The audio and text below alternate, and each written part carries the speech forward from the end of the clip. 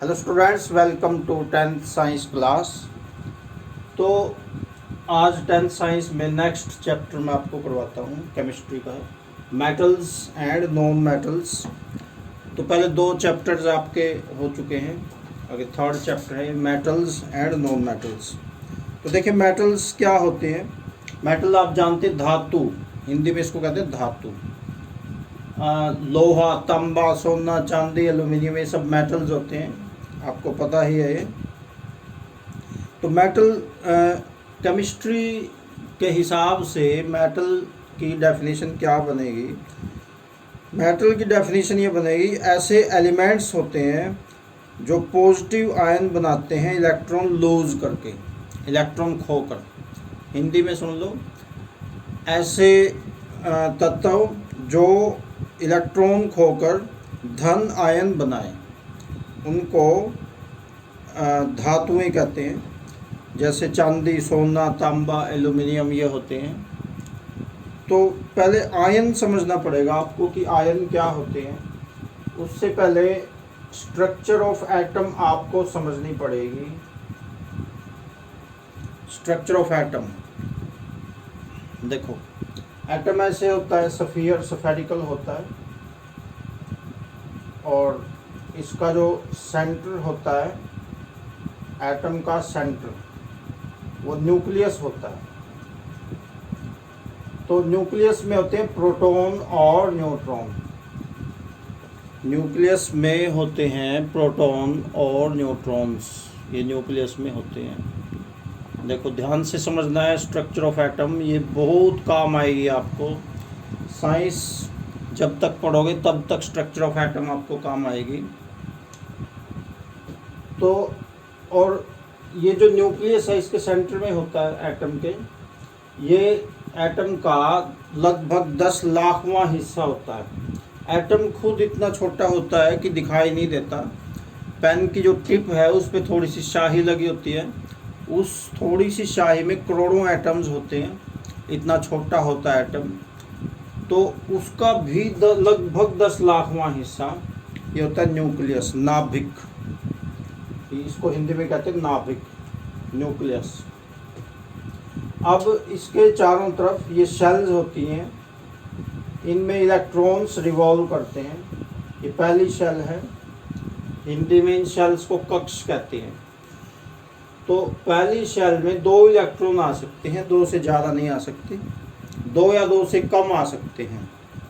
तीसरा अगर इलेक्ट्रॉन है तो वो नहीं आएगा इसमें। दूसरी जो शेल है उसमें 8 या 8 से कम इलेक्ट्रॉन आ सकते हैं, 8 या 8 से कम। ऐसी और भी, जैसे जैसे साइज बढ़ता है एटम का, कुछ एटम बड़े साइज के होते हैं, कुछ छोटे साइज के होते हैं। ये अलग अलग एलिमेंट्स पे डिपेंड करता है। कुछ एलिमेंट्स के एटम बड़े होते हैं, कुछ के छोटे होते हैं। तो थर्ड जो होता है, थर्ड जो शेल है उसमें 18 या 18 से कम इलेक्ट्रॉन्स आ सकते हैं। अब देखो ध्यान से समझेंगे। अब ऐसा रूल है कुदरत का बनाया हुआ कि एटम में जितने प्रोटॉन होते हैं उतने ही इलेक्ट्रॉन्स होते हैं। जैसे अगर 13 प्रोटॉन हैं तो 13 ही इलेक्ट्रॉन होंगे। इलेक्ट्रॉन पे होता है नेगेटिव चार्ज, प्रोटॉन पे होता है पॉजिटिव चार्ज। तो एटम पे टोटल चार्ज 0 होता है। There is no charge on atom although it contains charge particles. तो इस क्वेश्चन का भी यही आंसर है। एक ये क्वेश्चन है कि हालांकि एटम में चार्ज पार्टिकल्स होते हैं फिर भी वो अनचार्ज क्यों होता है। उसका आंसर यही है कि जितना पॉजिटिव चार्ज है उतना ही नेगेटिव चार्ज होता है, दोनों एक दूसरे को कैंसिल कर देते हैं। The number of protons and number of electrons is same in an atom and a proton contains positive charge, electron contains negative charge, and both positive and negative charge cancel each other, so atom as a whole is neutral. atom है जो वो total neutral होता है।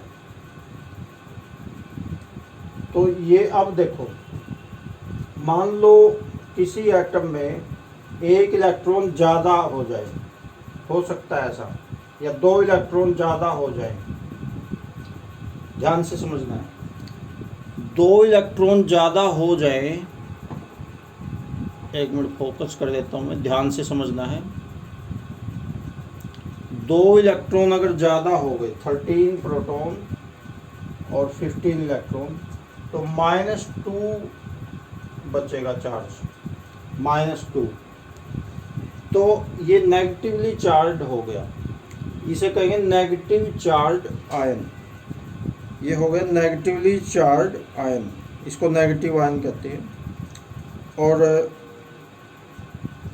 मान low electron कम हो गए, जैसे 13 proton और 11 इलेक्ट्रॉन हो गए। 1 या 2 इलेक्ट्रॉन कम ज़्यादा हो सकते हैं एटम में। 2 इलेक्ट्रॉन कम हो गए तो फिर +2 चार्ज आ गया। अब इसे कहेंगे पॉजिटिवली चार्ज आयन।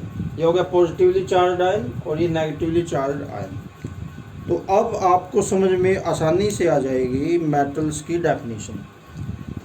तो मेटल ऐसे एलिमेंट्स होते हैं जो इलेक्ट्रॉन्स को खो के पॉजिटिव आयन बना सकते हैं आराम से, आसानी से। The elements which form positive ions by losing electrons are called metals. अब नॉन मेटल्स क्या होते हैं? नॉन मेटल उल्टा होते हैं उनका। The elements which form negative ions by gaining electrons are called non metals.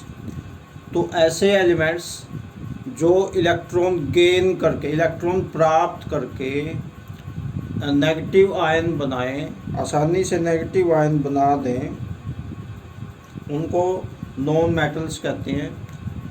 Hindi में समझ लो, नॉन मेटल को हिंदी में कहते हैं अधातुएं। ऐसे तत्व जो इलेक्ट्रॉन प्राप्त करके आसानी से ऋण आयन बना दें, ऋण आयन, तो उनको अधातुएं कहते हैं, नॉन मेटल्स। इनके एग्जाम्पल हैं कार्बन, हाइड्रोजन, नाइट्रोजन, ये होते हैं। अब नेक्स्ट देखो properties of metals and non metals. सबसे मेन प्रॉपर्टी है डक्टिलिटी, यानी तन्यता। तो ये क्या होता है? मेटल से हम तार बना सकते हैं, लंबी लंबी वायर्स बना सकते हैं। जैसे तांबे की तार आपने देखी होगी, एल्यूमिनियम की तार होती है, लोहे की तार होती है। तो मेटल से हम लंबी तार बना सकते हैं। The property of metals by which wires can be made from them is called ductility. तो उसको डक्टिलिटी यानी तन्यता कहते हैं। लंबी तार बना सकें धातुओं को खींच कर, धातुओं के इस गुण को तन्यता कहते हैं। तो आपको हैरानी होगी कि 1 ग्राम सोने से 2 किलोमीटर लंबी तार बना सकते हैं। ये बात सबको जचती नहीं है, सोचते हैं कि ये झूठ, ऐसा नहीं हो सकता। 1 ग्राम, लेकिन रियलिटी है, ये ऐसा हो सकता है। तो gold is most ductile metal, सोना सबसे ज़्यादा तन्य धातु है। 1 ग्राम सोने से 2 किलोमीटर लंबी तार। नेक्स्ट देखो मैलिएबिलिटी। मैलिएबिलिटी को हिंदी में कहते हैं आघातवर्ध्यता। ये क्या होता है? धातुओं को पीट कर चादर बना सकते हैं। जैसे लोहे की चादर आपने देखी होगी, कई जो लोहे के गेट होते हैं उन पे लोहे की चादर होती है। तो लोहे को पीट के चादर बना सकते हैं उनकी। तो उस गुण को आघातवर्ध्यता कहते हैं। The property of metals by which sheets can be drawn from metals is called malleability. तो सबसे ज़्यादा मैलिएबल मेटल है चांदी। चांदी की सबसे ज़्यादा पतली चादर बना सकते हैं। नेक्स्ट देखिए, बहुत इंपॉर्टेंट क्वेश्चन है, differences between metals and non metals. धातु और अधातुओं में अंतर क्या होता है? देखिए, धातुएं रूम टेम्परेचर यानी कक्ष ताप पे सॉलिड होती है, पारे को छोड़ के। Mercury is liquid at room temperature. जो पारा होता है वो तो लिक्विड होता है, तरल होता है। और बाकी सारे जो मेटल्स हैं वो सॉलिड होते हैं। लेकिन जो नॉन मेटल्स हैं वो तीनों अवस्थाओं में पाए जाते हैं। कुछ नॉन मेटल्स तो होते हैं कुछ नॉन मेटल्स सॉलिड होते हैं, कुछ नॉन मेटल्स लिक्विड होते हैं और कुछ नॉन मेटल गैस होते हैं। तो ये तीनों अवस्थाओं में पाए जा सकते हैं। मेटल्स डक्टाइल होते हैं, अभी आपको बताया था। नॉन मेटल्स डक्टाइल नहीं होते हैं। मेटल्स मैलिएबल होते हैं, आघातवर्ध्य होते हैं, यानी उनको पीट के चादर बना सकते हैं। नॉन मेटल्स नहीं होते मैलिएबल। आगे मेटल्स हैव लस्टर, यानी उनमें चमक होती है, धातुओं में धात्विक चमक होती है। लेकिन नॉन मेटल्स में हीरा, ग्रेफाइट और आयोडीन को छोड़ के लस्टर नहीं होती, चमक नहीं होती, चमक नहीं होती बाकियों में। डायमंड, ग्रेफाइट और आयोडीन इनमें ही होती है, बाकियों में, बाकी नॉन मेटल्स में नहीं होती। आगे metals are good conductor of heat and electricity. Metals है जो उनमें से आसानी से विद्युत धारा गुजर सकती है, बिजली का करंट गुजर सकता है, और ऊष्मा भी उनमें से आसानी से गुजर सकती है। आपको पता ही है, लोहा, तांबा, एल्यूमिनियम, इन सब में से बिजली का करंट आसानी से गुजरता है। लेकिन नॉन मेटल्स, एक मिनट, ये मेटल्स है जो सारे मेटल्स तो ये कंडक्टर होते हैं बिस्मथ को छोड़ के। बिस्मथ एक ऐसा मेटल है जो बैड कंडक्टर है, ये कुचालक है, इसमें से करंट नहीं गुजरता। ये एक नंबर का अलग अलग आ सकते हैं। जैसे एक नंबर का यही क्वेश्चन बन गया कि किसी ऐसी धातु का नाम बताओ जिसमें से विद्युत धारा नहीं गुजर सकती या बैड कंडक्टर ऑफ इलेक्ट्रिसिटी है, तो वो है आंसर उसका बिस्मथ। नेक्स्ट देखिए, नॉन मेटल्स जो होते हैं, non metals mostly bad conductor होते हैं ग्रेफाइट को छोड़ के। ग्रेफाइट और कार्बन गैस ये गुड कंडक्टर होते हैं। ग्रेफाइट आपने देखा होगा, पेंसिल में जो सुरमा अंदर होता है तो वो ग्रेफाइट होता है। ग्रेफाइट और गैस कार्बन को छोड़ के बाकी सारे के सारे जो नॉन मेटल्स हैं वो बैड कंडक्टर होते हैं। अगर मेटल्स है हाई मेल्टिंग पॉइंट, मेटल्स का मेल्टिंग पॉइंट ये ज़्यादा होता है, इनका पिघल, ये ज़्यादा टेम्परेचर पे पिघलते हैं। मेल्टिंग पॉइंट को हिंदी में कहते हैं गलनांक, इनका गलनांक अधिक होता है। और नॉन मेटल्स का मेल्टिंग पॉइंट कम होता है। आगे मेटल्स है high boiling point. Boiling point होता है क्वथनांक, यानी जिस तापमान पे कोई चीज़ उबलती है उसको बॉइलिंग पॉइंट कहते हैं। तो मेटल्स ज़्यादा तापमान पे उबलते हैं, जबकि नॉन मेटल्स कम टेम्परेचर पे उबलते हैं, इनका बॉइलिंग पॉइंट कम होता है। मेटल्स आर हार्ड, मेटल जो होते हैं ये हार्ड होते हैं सोडियम और पोटेशियम को छोड़ के। लोहा आपने देखा ये हार्ड होता है, तांबा, एल्यूमिनियम हार्ड होता है, लेकिन सोडियम और पोटेशियम ये नरम होते हैं, इनको चाकू से काट सकते हैं। लैब में आपको दिखाया था सोडियम चाकू से काट के, सोडियम को चाकू से काट सकते हैं। लेकिन जो नॉन मेटल्स हैं वो कुछ हार्ड होते हैं, कुछ सॉफ्ट होते हैं, उनका ये। लेकिन जो डायमंड है, नॉन मेटल डायमंड है जो नॉन मेटल होता है, और वो दुनिया की सबसे हार्ड वस्तु है। ये जीके के क्वेश्चन भी साथ के साथ आपके चल रहे हैं।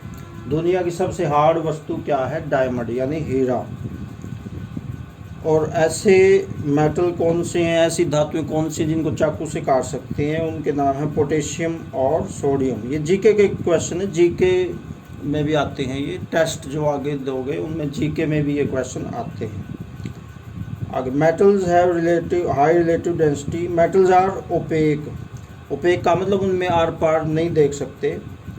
और नॉन मेटल्स में कुछ नॉन मेटल्स हैं उनमें आर पार देख सकते हैं, वे ट्रांसपेरेंट हैं। तो ये है difference between physical properties of metals and non metals, यानी धातु और अधातुओं के भौतिक गुणों में अंतर। ये वो क्वेश्चन है, तो ये आपने अच्छे तरीके से याद करना है और लिखना भी है। तो अभी इस वीडियो में इतना रहेगा। Okay, thanks.